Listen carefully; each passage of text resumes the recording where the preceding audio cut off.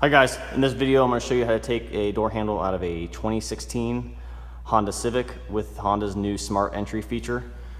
First thing you're going to want to do is take the door trim panel off.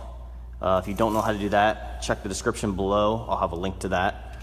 You're going to want to unplug this by just pushing on the tab and pulling, and then pull down this vapor barrier, and then behind here you'll see the plug to the door handle.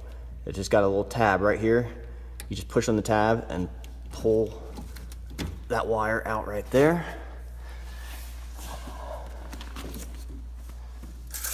And then come around to the jamb, use a small flathead and just take out that grommet. And there's a 10mm bolt in there.